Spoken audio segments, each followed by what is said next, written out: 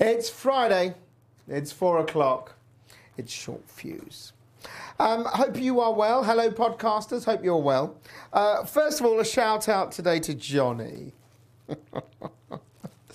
Now, he doesn't have many days left to take his holiday. So he's decided to take a day off today for, I think, one of the most lame reasons. Although the ladies here think it's very romantic, particularly Pre thinks it's romantic. He's taking a day off, haven't you, Jonas, to write Elena's dissertation up. What do you think of that? Freddie, your view?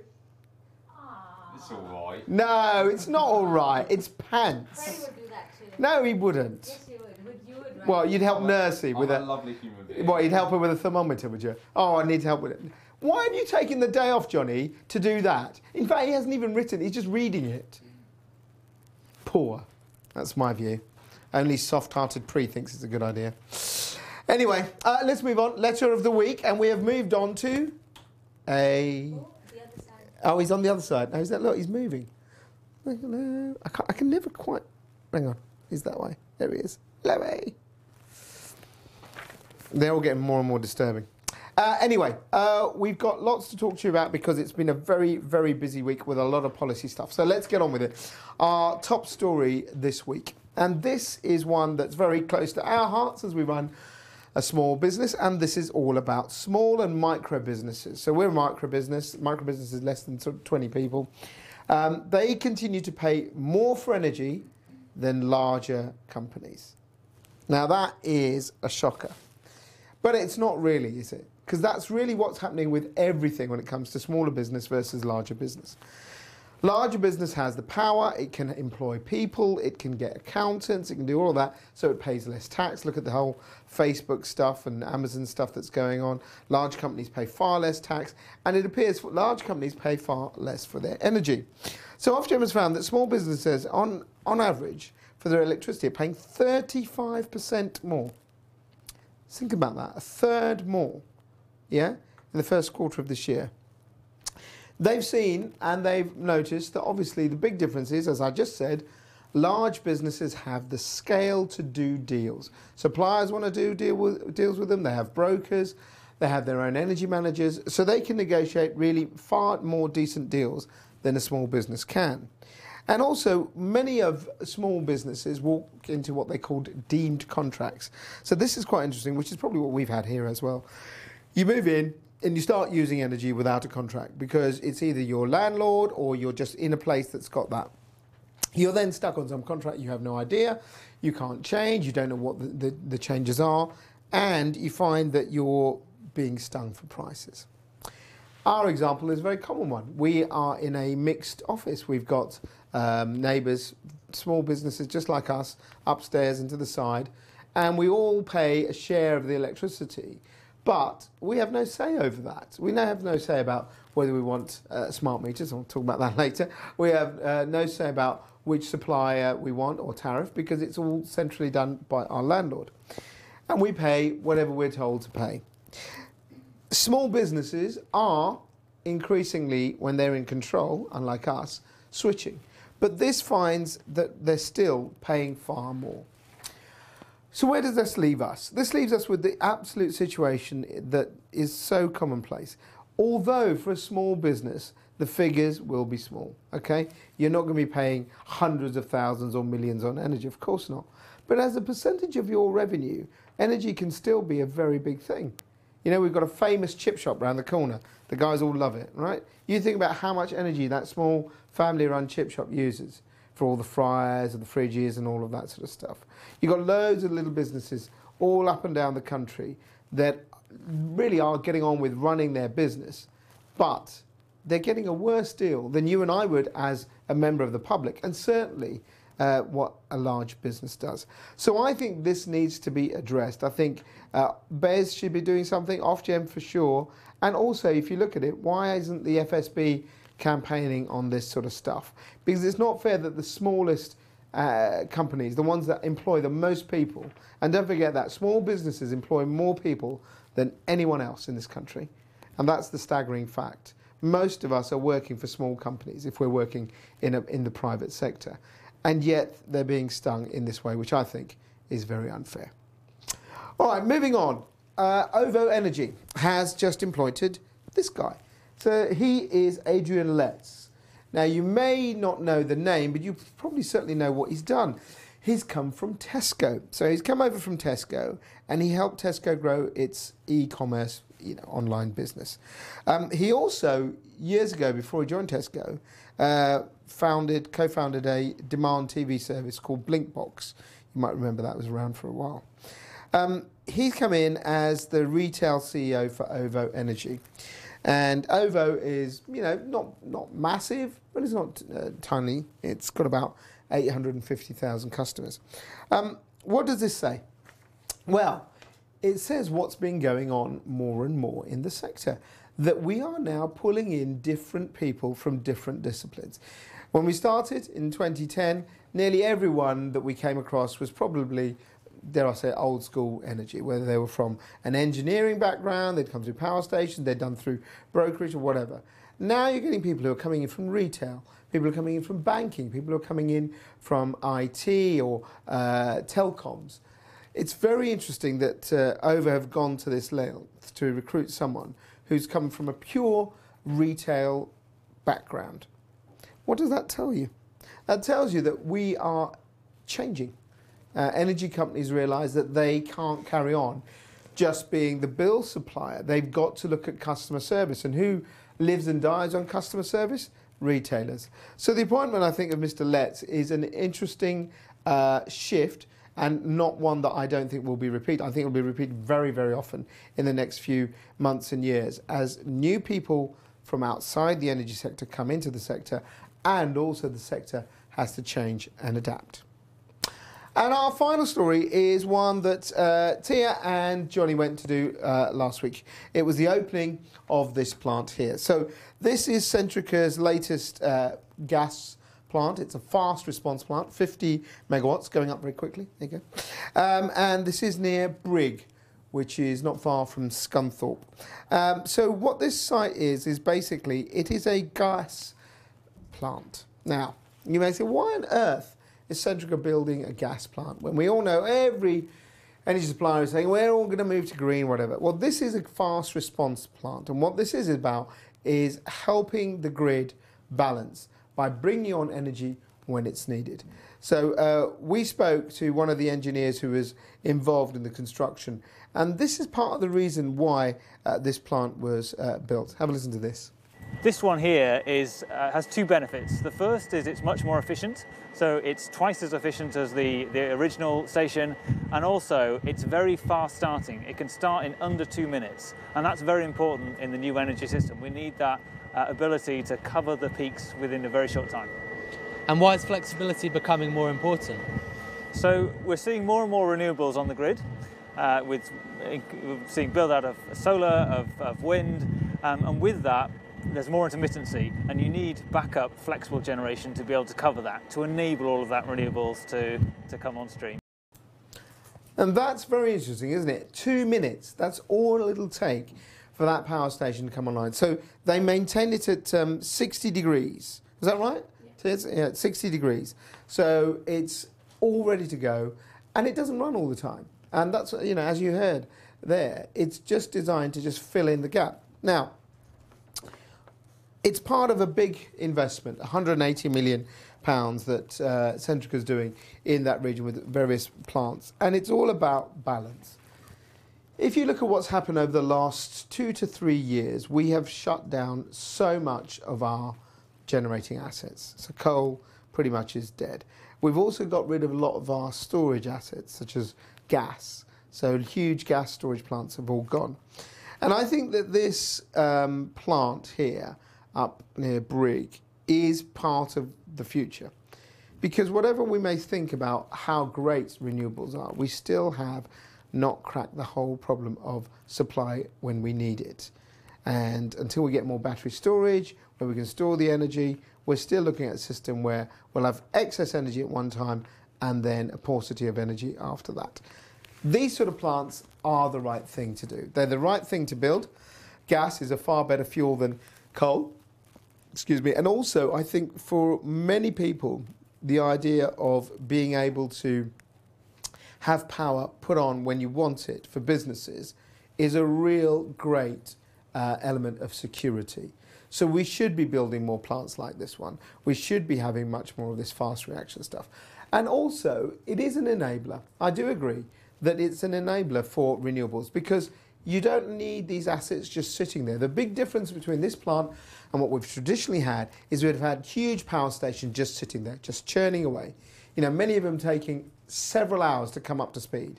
So if you have several hours to come up to speed, then they must really use a lot of energy to do it, and then it's not cost effective to have them running all the time.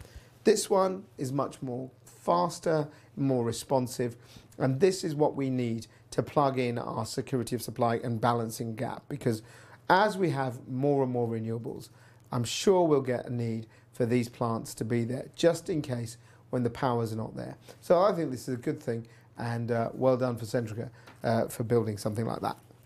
Okay, what are your thoughts on those stories so far? Let us know. If you're listening on the podcast, you can always get in touch. You can use fuse@energylivenews.com, or you can use the hashtag #ShortFuse on Twitter. Let's move on to this week's Viewpoint.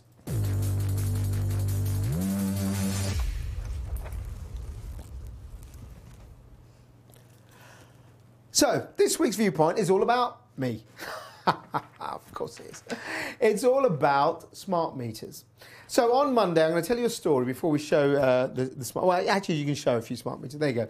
You know what these are. Smart meters, if you don't know what they are, they're basically a new way of us not having to have any more estimated bills. They're smarter, so they have little chips in them. They read how much power you're doing, relay it straight back to the energy companies. And it's all part of a great thing about how great technology will be. The government wants us to all have them by 2020. You heard that right. So in just over a year and 3 months' time, we should all have them. Let's get into this story. On Monday, I have my smart meter installation. I'm with Scottish Power. And the engineer comes and knocks on the door, lovely chap, and he comes along and he says to me, "Oh, hi, I'm your engineer." I said, "Oh, where are you from?" He said, "Glasgow." I said, "You're from Glasgow?" "All right, how long have you been living?" He goes, No, I'm from Glasgow. I've come down for the day." I said, "What?" He said, "Yeah, I've flown in and I'm going to be here for 3-4 days fitting smart meters." I was like, wow, you've come all the way from Glasgow just to fit my smart meter. I said, "Why?" He said, "Oh, we just don't have enough people down here." Point number one. Interesting. So he then starts to go through and tell me what's going to happen. And if you've had a smart meter installation, it's pretty weird. What they have to do is they have to take out your old meter, which is generally before your fuse box, and they have to put in the new one, and it means all power goes, obviously, but also when they put it back on, you sometimes get a surge of power. So what he said to me is, can you go around and unplug all your devices? So all your phones, your laptops, fridge, all of that, just turn it all off. Fair enough. So I go around doing this, and then I get a yelp. Oh. Well, I couldn't do a Scottish one, but it was like, oh, it was like that. Anyway, so I said, "What's up?" He says, "Got a problem here." So I live in a flat. Now, let's show some pictures of flats, because we've got this. Most people, okay, unless you're super rich, kind of live in either flats, which are maisonettes, or purpose-built, or houses of multiple occupancy, right? And I live in a flat. I live in a downstairs flat. And what has happened is that my power supply comes in, the live. It then goes into my meter, but it spurs off and goes upstairs into my neighbour's meter. And there's a fuse just before. So the engineer says to me, "I can't change your meter unless your neighbour's in." I said, "What do you mean?" He said, "Well, if I now disconnect this fuse, it'll blow the whole system upstairs as well. And hopefully all he'll get was a power going out. But when I put it back on, he could get that surge." Well, he's gone to work, so he's not there. But I know him. Shall I ring him and get permission? He said, "No, that doesn't work, because I need to make sure he's actually unplugged his devices too."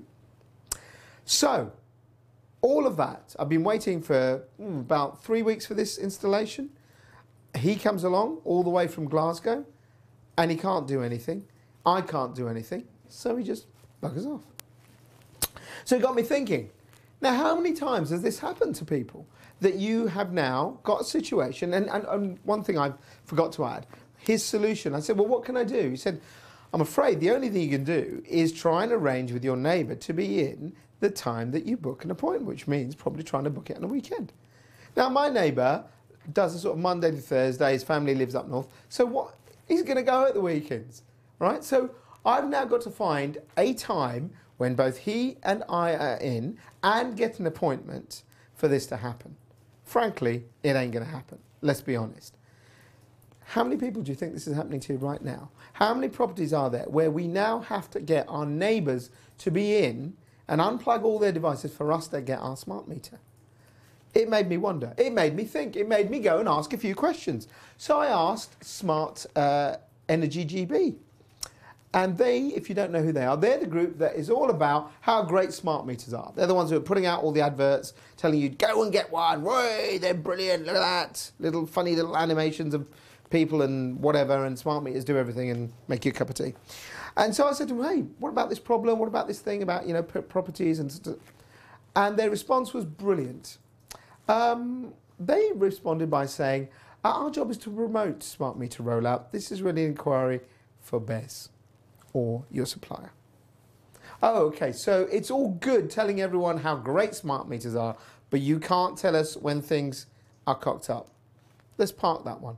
Okay, so then I go to BES. So I go to the BES, you know, if you know that was DEC, is now become BES, Business, Energy, Industrial Strategy. Anyway, the energy department as such for us. And I say to them, oh, this is what my story is, this is what happened. First thing that annoyed the hell out of me is this press officer who, God knows what they're like these days, couldn't take it into his small pea-brain brain. He said, can you put it in an email, please? Classic millennial pants. Okay, so I emailed. So I asked the questions. How are we ever going to get to a 2020 target of rollouts? What's going to happen when people have this situation? What are the mitigating circumstances? What have you got left? Massive detailed stuff. I get a response that says, BES is committed to smart meter rollouts. It'll all happen by 2020. 400,000 meters have already been placed every month, and we're confident everyone who wants one will get one. That smells like something, doesn't it? Utter pants once again. No one answering my question. So finally I went to my supplier. I went to Scottish Power, and this time I did get a response, and I got a decent response. And they said that they've actually done very well with their installations. They've done about 1 million, mainly up in Scotland, to be fair, but obviously they've got customers all over the country. Answering my point about how come my engineer came all the way down from Scotland, they said that we have engineers working across the country, and sometimes we have to move people around. So I think it's expensive, but it did explain that. And then when it came to this, they actually said, yes, we have issues. We have issues with houses that are either split, multiple occupancy, or, you know, there's various different ways meters can be installed. And this is proving a challenge for us, but we're committed to trying to get around it. Where does this all leave me? Well, definitely no faith in Smart Energy GB, because frankly, you're just cheering and you don't want to talk about anything that goes wrong. Definitely no faith in what's BES thinking? How can you even expect to get to a target of everyone who wants one? That is a good cop-out, isn't it? Everyone who wants one should get one by 2020. A few weeks ago, we ran a story with Citizens Advice, wasn't it, Prue? Yeah, Citizens Advice saying the rollout has got to be delayed by another 3 years. It's never going to happen. And that's the real truth. I can't see this happening. I don't think smart meters are a terrible thing. I think they're all right. I was happy to get one. Will they make a real difference to us? Probably not, but it's the way we're going. But we've got to face facts. Yes, all new buildings can be built with smart meters, that's fine. But 95% of the housing stock in this country is the sort of stuff that places like I live in. Okay, so these are all places that had electricity put in maybe 120, 100 years ago, maybe 50, 40 years ago. No one's thought about where power meters would go and where fuses would go. So you've got a situation where we're going to have all of this expense. Think how much it costs for that engineer to come out. Waste of time, my waste of time as well. Yeah, you're going to have all of this going on. And I think we've thought this out very, very badly. Until we get a bit of technology that really works, that we can perhaps just plug into a plug socket and it's easy and it doesn't matter and it doesn't have to have anything to do with your neighbour, especially if you live in a city like London and bloody other places. No one even bloody knows their neighbour. So, you know, the thought of going around and asking them, could you unplug everything? Imagine he's in the middle of like playing something on his Xbox and he's like, hello mate, can you unplug that because I haven't my smart meter done. I think it's a mad idea. I think that the smart meter rollout is absolutely going to be a dog's dinner. In fact, it's not just a dog's dinner, it's a dog's feast. And I don't think that they've thought it through anywhere near enough. And the burden, although suppliers can get blamed for a lot of things, I think the burden unfairly falls on them. So there's my point of view on that one. What's yours? Let me know. And we're moving on to the banter box.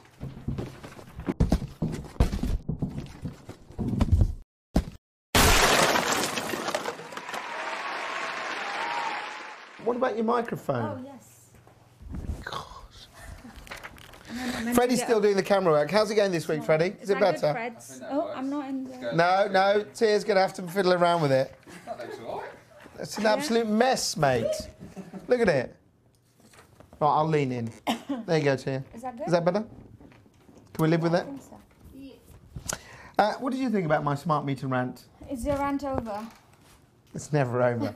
I've been in a very punchy mood lately, haven't I, Freddie? By the way, for those of you who want to find out more, there's an editorial There is. on our website so you can read more about this. Absolutely. Sumit's rant. No, but it's a of fair the point, month. isn't it? Have you No, had a it smart is a meter? fair point. No, and the reason why I haven't Yes. had it, I've had loads of people contact me, Yep. suppliers contact me saying you need to install a smart meter. You need to, yes. And I said, Allegedly. no, I don't need to Ah, because it's not compulsory. too right. And although I would want one, the reason why I haven't got it is because there's an issue with the first generation smart meters. Is your Oh, sorry, microphone can you actually hear there?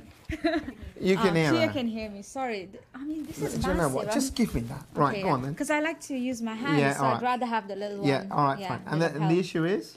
Okay, so the issue is the first generation smart meters don't work if you switch suppliers. Correct. So at that point of when I spoke to the company, whoever called me, I'm not going to name names like Sumit did. No, I don't care. Name them. I said I would only possibly think about getting one after I switched suppliers. So I was with a big six company. I've moved to a smaller supplier.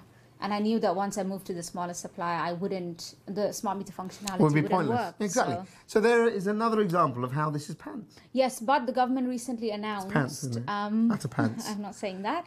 But the government Say- recently say good with announced, this. if you followed our story, that the first generation smart meters installation will end this year. Yeah, well, I So- can't even get it installed. So, So that from makes next year, it. you'll get the new second generation smart meters. It doesn't get over the point of which- what my, yeah, my that is problem true. is one Yeah. that's very common. So, you know, I mean- you're lucky enough, you've got a house, so you've got your own power supply coming Yeah, in. so I guess in a way it's not fair to kind of push suppliers, always telling suppliers, oh, Yeah. actually, why aren't you meeting the deadline? Because if they can't get into a property to fix, And if you now to need your install it. neighbours to also be in, that's yeah, that is bonkers. crazy. So yes, there you go. Anyway, let's move on. Rant over. Rant we'll over. move on to stories. Move on to your stories. Go on then. Okay, first up, I've got a story on EVs and grants for electric vehicles and hybrids. Yes, let's see. So we've got some footage. about So Tia's going to make us electric small now, aren't you, Tia? vehicles, yeah. Go on, do it now. Do it, Tia. Do it. I'm to lean because the pictures are like, oh. There you go. Ooh. That Lovely. is good. Right, so Okay, so grants for EVs and hybrids. explain have been these reduced. grants because Right, these have been so around since I'm going to have years to look ago. at my notes because I want to get the facts right. Go on then. So Are you listening, the Johnny? discount for electric vehicles have been reduced by £1,000. Yep. So that means it's going to reduce from £4,500 to £3,500. Mm-hmm. And that's going to come into effect on the 9th of November, so just under a month. Some of the plug-in hybrid models will also be disqualified. And these plug-in grants that are available for cars and vans, but this is only for the cars. These Yeah. new rules doesn't apply to vans. So the plug-in grants are based on the carbon emissions and the zero emission range, so how far it can travel. I'm not going to read all the details on our website, but I would say that although I said it's the 9th of November, the Department for Transport said that if sales for EVs and hybrids are higher than expected, and this is over the coming 3 weeks or so, the rates would be reduced earlier than the date they've mentioned, which, I mean, how soon would they do it? Would that be in the next week? Would that be in the next we 2 don't weeks? know. But let's think about this. So I think the first grant was 5,000, wasn't it, when it first came out? Yeah. And then it went down, and now it's going down again. What does that tell you? It tells you that actually electric vehicles are becoming more popular, aren't Yeah, they are saying that because this grant scheme has become popular, Yeah. people are taking on more, buying more electric cars, switching to greener ones, and plug-in hybrids. So that's the reason for cutting the subsidies. For I the think grants. this is a But right thing to do. no, I don't think. I think it's too What? soon. Why? It's too soon because Hang I on a don't think the second. momentum Yeah. I mean, there are businesses who are converting their fleets to electric vehicles, but for an average person, I don't think we've got to that point like we did with maybe solar panels, arguably, that you can cut the subsidies now already and totally disqualify them for plug-in hybrids. I think For it's the right thing to several do. plug-in hybrids. No, because if you think about it, the feed-in tariff, which we had for solar, gave people loads of money, which was paid for by us. Let's not forget that. And yes, it stimulated the market. And then there was a point where it said the market's reached a point you now don't get the help. And I think this is the same thing. First of all, electric cars are flipping expensive. Yeah. So they're generally driven by wealthy people. Yeah, middle class bods that live around here and drive. And you said massive. you were going to get an electric No, I couldn't afford it. So I got a diesel. Anyway, but if you're that rich to get one, why the hell do you need to be subsidised? Yes, for the rich, I understand your point. But what I mean is if you want to, no, if you want to apply it to the mass, Yeah. cutting it now, I think, is not going to encourage No, I someone think like it'll be you or someone like me No, I to think it'll be switch market to- prices, won't it? Because eventually an electric car will cost you the Yes, same eventually. as a diesel or petrol car. Eventually, but I don't know how many years is that going to take. Maybe a couple of years, maybe a decade. But isn't that up to the manufacturers and the markets? Yeah, that is. But This is your money. It's my money. It's going into this grant. So yeah, I've changed my mind. It's a good thing, isn't it? yeah, but what the car groups have also Right. said is that it is a major blow because the government has set a target for banning the sale of new petrol and diesel cars By by 2040. 2040. Yeah. And if we were to reach that target, you can't get rid of these grants so quickly. Yeah, of course they're saying they that say because it's a they'll step help them backward. sell it. I Yeah. think that one I take with a pinch I guess of. I mean that is you would expect them to say that anyway. So, We'll agree to but disagree. yes. Okay. Next one. Right, moving on. National Grid. Hey. So, if you missed it yesterday, we published a story on the Winter Outlook. Their Winter Outlook. Go on, Winter try again. Outlook report. Well done. Winter Outlook report. Which is what? Which is basically the outlook for this winter in terms of gas demand and power demand and supply. Okay. Simply As the put, name suggests. do we Do we have enough power? Do That's we have what it enough is. power and gas Yeah. to meet demand this winter? And the answer is? And the answer is yes. Oh, it is not. Oh, it's just. It wasn't yes earlier this year. No. When the beast from the east So came what in. National Grid has said is we have enough supply Right. to meet demand. Although this follows on from a gas deficit warning it issued, I think it was Yes. in March earlier this year. After the following old the beast. from the east. I mean, I've heard this term so many times, and just goes over my head now. Beast from the east, yeah. And it was the first time in 8 years that National Grid issued this warning. But now it says that because of this, following this warning, it took on more gas Yeah. brought more gas into the market, which means that it's got enough supply. And what they call the D-rated margin. Yeah, which the margin is how the much they excess reckon they've got, available yes. generation they've got to meet the demand is 7.1 gigawatts, which is an increase from what it had last year. Yeah, okay. And because of gas prices increasing, it expects to use more of the coal generation. Where's it got this gas? I assume these are all imports, are they mainly? They haven't specified where from, but we know that in the UK, a lot Yeah. of it is EU imports. So, yes, that would be. God knows what will happen Part next of it. March then. Anyway. And finally? Yeah, for that, you come along to Energy Lab Expo to find out. See, she's We've got very the Energy good. Minister, Claire Perry. Why We'll tell don't you just, all you about can do the it. whole bit with me Yeah. in a minute. Okay, next bit. Okay, moving on. Finally, this I thought was so interesting. This means it's not interesting at all. It is. says See, Tia. Tia agrees with me. Thank you, Come Tia. on. So Freddie a doesn't. Scottish island. Yes. Have you read this, Freddie? Did you see No. this? Oh, did you not? I Freddie thought you doesn't read tweeted it anything. this morning. Freddie No, can't Freddie read. tweets the stories. I thought you tweeted it. Yeah, I did. Oh, but you didn't read He it. didn't read it. Oh, Says it all. you didn't read the headline Oh, so read the or headline. the first Oh, for line. God's sake. Anyway, just get on with it. Anyway, okay, so a Scottish island. It's called you make it small Fair again? Isle. Fair Isle. Fair Isle. I'm very Aye. bad with There you go, look. accents, so I'm not even. Ah, gonna try. hey, it's look very beautiful. And guess how many people live there? Little birds Have a there. guess. 7.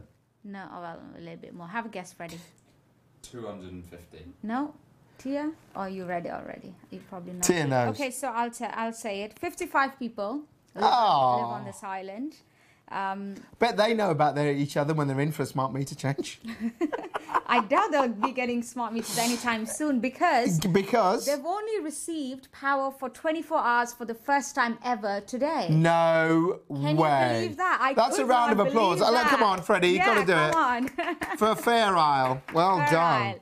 This is crazy. When I Hang saw on, they've never. What have they had then? Just oil generators or No, something? so they've only had access to electricity between 7:30 in the morning and 11:30 at night, which means obviously at night they probably just go to bed. Yeah. But they haven't had electricity since between 11:30 at night and 7:30 in the morning, which is crazy for a place in the UK. Unbelievable. How can you Like- get onto Netflix in the middle of the night? Tears nodding. How do you go to the loo? What do you mean? How do you get to the loo? You just get to the loo. No, I mean you need to use like a torch or I don't know, a candle. I mean, Candles this is are good. something you would expect in Maybe a they just go developing outside. country. It's great. It's good weather. I mean, they could go It's anywhere, clean. but this The was wind just whistles. bonkers. I think this story. I mean, I couldn't believe when I was writing this story. We need to go and talk to people in Fair Isle. You need to I find would someone. love to go Now that we there, know they've got but- power, let's get them on Skype.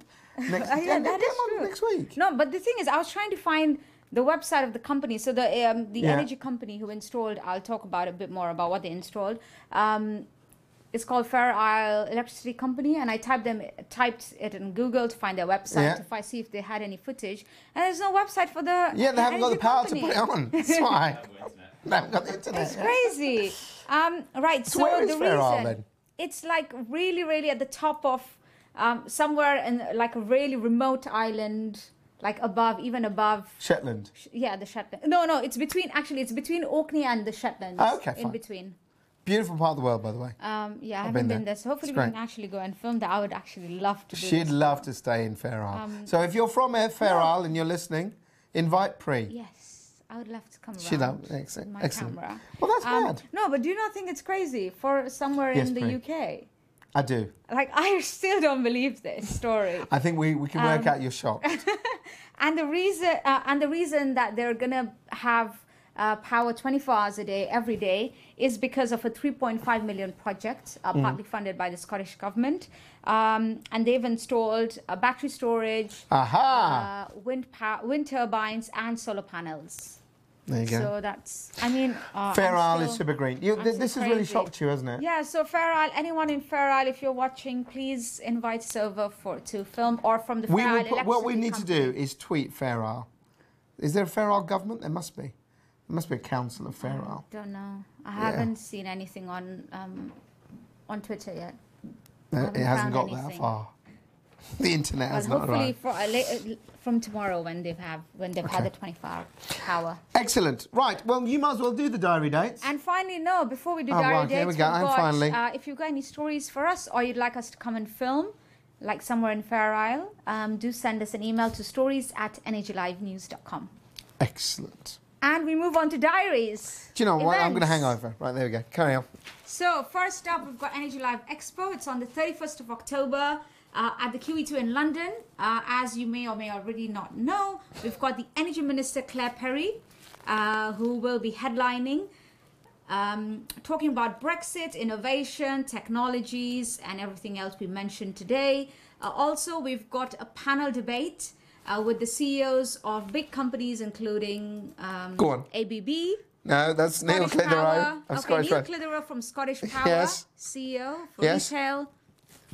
Where is Go on, where Martin is Pibworth Martin from Pibworth from is it SSE. SSE. You're doing well here. Who's next? I know Beatrice Bijois, Bijois from EDF, EDF and and ABB. Ian Funnell Ian from Funnell from ABB. I knew it was This has ABB. gone really well then. Yep. So there we go. Yeah, so if you're an energy end user, you Yes. can get your tickets for free. So if you haven't registered already, please do so by sending an email to tickets@energylivenews.com. Or to Harry. Harry, and I can't spell his surname. Matijaznik, also known as Harry Matthews, Matthews. as he says. But Harry is, in all seriousness, if you're listening in, Harry's registering. Just go onto the website and just drop us a line and we'll get you registered. We're at about 400 nearly. So we've got room for about 30, 40 more, but tickets are going. So please, if you're an end user, it is free. Line up, and we'll be running a session all on Fair Isle. Oh, am I? Okay. Why not? Yeah, we can do. Good. Maybe get Excellent. some people over from Fair Isle. That's good. Okay. Brilliant. And then what else is happening? And we've got the most exciting time of the year, Energy Life Personality Awards. Ooh. That's on the 6th of December, and it's at the glamorous boat. Called? Oh my This is God! I going totally really forgot well. the boat. Honestly. I've been on the boat. Silver Sturgeon. Well done, Pri. It's on the Silver Sturgeon. We had the Telco Awards a few years ago, and it's an amazing boat. Takes you around River Thames for an hour or 2 hours. 2 hours. 2 hours. You have a meal in there. Come Not and this talk to time. us. You just get interview- hammered. Oh, you get hammered, yes. There you go. And have canapes. Canapes. There's some kind of food. There is some kind of Some food. kind of food. And lots of drinks. Excellent. So if And you, dancing. If you know someone who's a big personality, small personality, Any size. in the energy sector, you can We're, send we're in size applications agnostic when it comes to personality. for free. For free. No, not the size. You can send the application. I think it's... Is it closed, Fredo? Oh, dear. It's just no, closed you today. can't. Oh, it's closed. Oh, we got the short list. Close on Tuesday. Did So it? when's the short list? At Expo. Oh, there you go. Oh, so if you'd like to find out if you've been nominated, come along to Expo. This is it. Let's see if you've made it. And you'll find out the shortlisted Go on, keep going, people. Pri. This is good. Yes, and that is it. I think that's all the events for this week. Excellent. This year, apart Yes. from obviously Christmas. Okay, right. Do you want to coming carry up on about the anything else? 26th of How about you December. going to Nepal? And I'm going to Nepal. So Excellent. if anyone watching from Nepal, for God's sakes. do send me an email for any interviews or any filming we can come and do. Okay, That'll do you be want to say fun. anything in Nepalese to end with? Namaste. Yes, well, that's namaste. Everyone uses namaste. Yeah. I need something a bit more specific Nepalese. Hopefully तपाईँको weekend राम्रो हुन्छ. Excellent. I feel like I'm doing such a bad job. I mean, I can't She speak Nepal. can't speak I it can. at all. No, I can. It's Sumit आज मोन गरेको गरेछ बिहानदेखि ठिक है। अहिलेसम्म स्मार्ट मिटर्सको बारेमा Yes. तर तपाईँलाई अझै त्यसको बारेमा इन्फर्मेसन चाहिन्छ भने चाहिँ हाम्रो वेबसाइटमा जानुस् energylivenews.com अनि त्यहाँ एनर्जीको बारेमा सबै इन्फर्मेसन पाउनुहुन्छ. Excellent. We are going to do short views in Nepalese And every have week. a great weekend. Excellent. Lovely. Right, but you can stay there because we've just got our last bit, which is today is World Arthritis Day. My hands. There you go. So we did the power ride. Pri did about 6.5 seconds of it, did you? I you did did a few. about 60 Did you laps. do 60? No, you didn't do 60 though. Freddie did about 5. I think I did about 10 kilometers. No, actually, you did a few more, Freddie, didn't you, this year? Yeah, I did about 45 laps. Yeah, 45 laps, mate, because I was training like I did with one arm, yeah.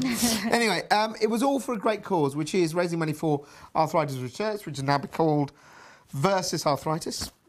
And please give, we've had some great donation this week. Was it 1,000 came through from CNG? So thanks to our friends at CNG.